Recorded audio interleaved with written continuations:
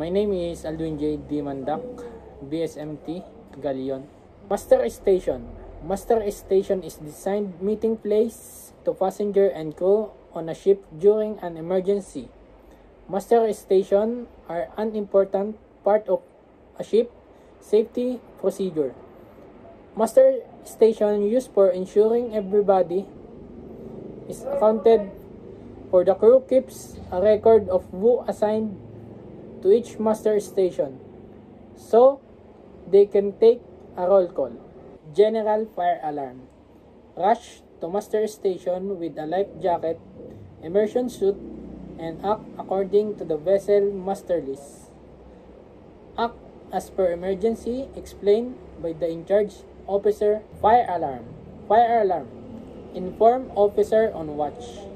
Check if it is false or true alarm. Report back of findings. In case of fire, raise the fire general alarm as soon as possible. Try to stop, and if it's not possible, muster according to the fire master meeting place. Man overboard and rush to the deck and try to locate the crew member fallen in the water. Are an important part of the lifeboat ship and in safety deck procedure. Abandon ship. Station to the master station. Everybody carry as much ration, water, and warm clothing as you can carry. Of who assigned. Act according to each vessel master list.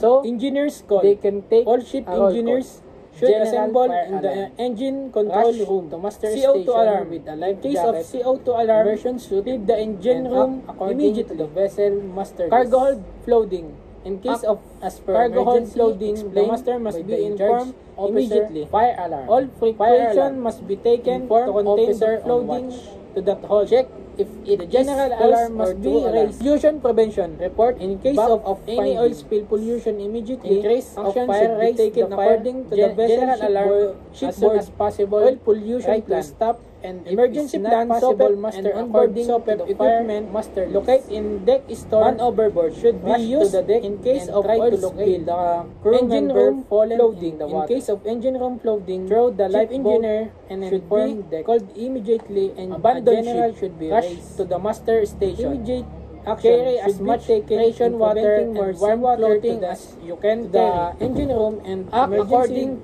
to the vessel master. Engine room should be engineers call.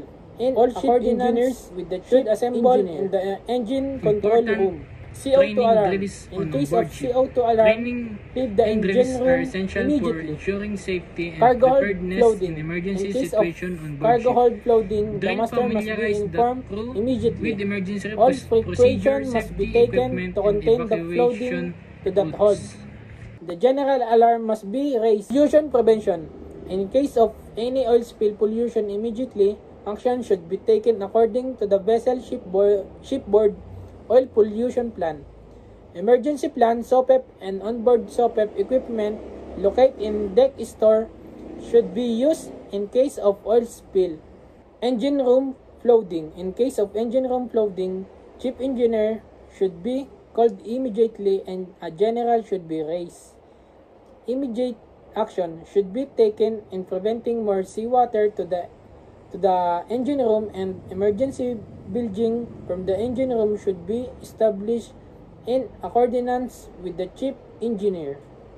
Important training drills on onboard ship. Training and drills are essential for ensuring safety and preparedness in emergency situation on board ship.